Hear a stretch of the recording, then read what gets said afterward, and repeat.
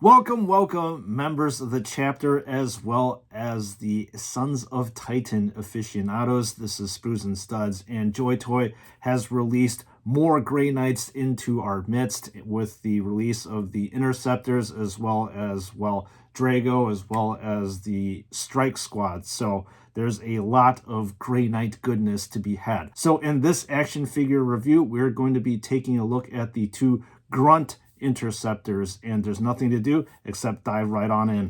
What do we have here? Sweet deal.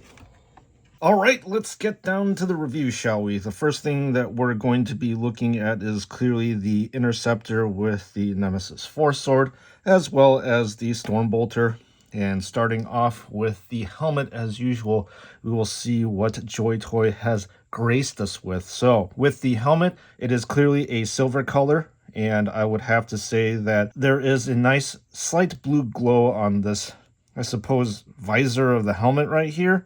But that is pretty much it in terms of detail. There's no shading whatsoever. I would like to have seen some shading right here. It would have been nice to have this area stand out a little bit more. But the really nice thing is that the lenses have a soft metallic blue glow to them, which adds more depth of character to this action figure.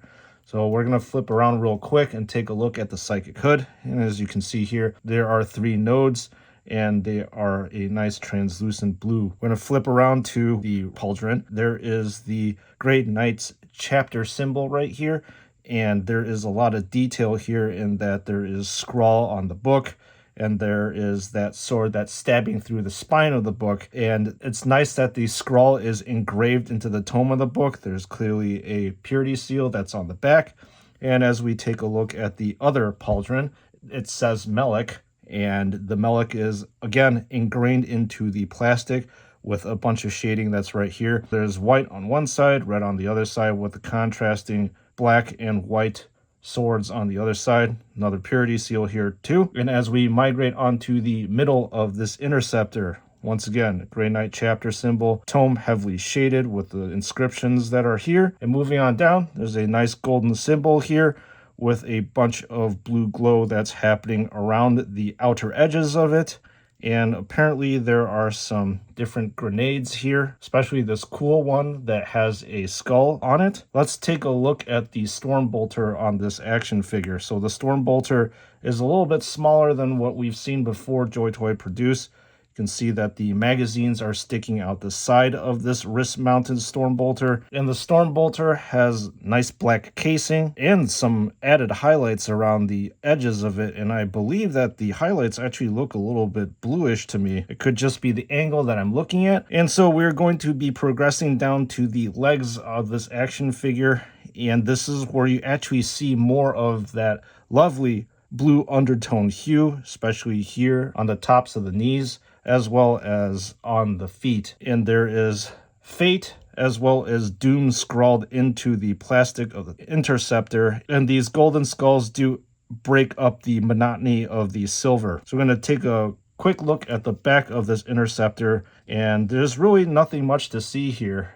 It is just a plain silver with, again, these nice blue hues up top on the armor. So we're going to put this action figure down and take a look at this very large Nemesis Force Sword. This Nemesis Force Sword is taller than the action figure itself. Unlike the rest of the swords that we've seen, this particular Force Sword has a base of a very dark gunmetal, and there is no appreciable transition from gunmetal to a light silver. However, there's a very interesting thing where JoyToy did is that they decided to spray 3 different points with this translucent blue, and the same cases with the other side. There's a black handle, and then finally rounding out with a gold skulled pommel. And then we're going to be looking at the backpack. So the backpack is actually very interesting in the fact that this is exactly what makes the Interceptor able to deep strike, and you can see this blue glowing area over here. The way that JoyToy has presented this thing really makes this thing jump out and look like it's almost like alive and glowing and humming. And then down below there is a skulled amulet, and flipping around we really don't get to see anything except the nice silver hue of the Interceptor, as well as the, once again, light blue undertones for this one. Now that we've taken a deep dive into this particular Interceptor, let's dive in the one with the Incinerator. Okay, let's take a very quick look at the Interceptor with the Incinerator, and there is a subtle difference between him and his brethren with regards to the helmet. There is a gold skull here and a slightly different visor right here, as you can see. If we flip around to the pauldron, it says Zoral, and then this action figure is rocking the complete opposite of his brother, where the red is on the left-hand side and the white is on the right-hand side. And the Interceptor also has a tome-like amulet that is dangling down. And if we flip over to the other side, this part is pretty much the same with the Grey Knights chapter symbol. There is a different word on the body of this Interceptor, and there is the characteristic tome with a sword stabbed through the middle of the spine, but there is an addition of a gold skull right here. Regarding the belt of this Interceptor, you can clearly see the nice blue hued tones here, and there's really nothing else on this action figure on the belt whatsoever. As we turn around to the other side, this is a completely unadorned belt, and obviously very plain looking because of that. The lower section of this action figure, get to see warrior here as well as glory.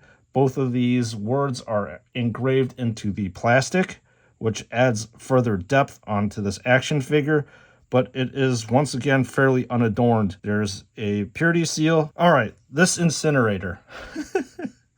I'm gonna have to apologize for this video and the next two videos. Why am I going to apologize for this? Because my childishness is going to be rather, how do I say this, unchecked. You know, members of the chapter, I'm very excited to see you by the angle and positioning of the handle here. This handle is very interesting looking. I'll have to say that JoyToy really isn't given that much leeway with regards to the direct translation of the miniature to the action figure. So on the miniature, this is still there. However, because it's a miniature, it's a lot less pronounced. But when you blow everything up to a 1 1/18 scale, things start to get a little bit more prominent. And if this would have looked a little bit more like the Sisters of Battle heavy weapons, or even the regular Space Marine heavy weapons, this would have been better. So the Incinerator part is obviously a bronze color. It would have been nice to see this area look a little bit burnt, and it's nice that the body of this Incinerator is red, which contrasts to the silver as well as the gold. I'm gonna put this guy down and take a look at the backpack. So you've got a gold skull right here that's a little bit different, and instead of that amulet, you have a purity seal that's hanging down. And there's one thing I'm gonna quickly comment on. I actually find the legs of these Interceptors to be kind of like plain and unadorned. They kind of look flat in my opinion.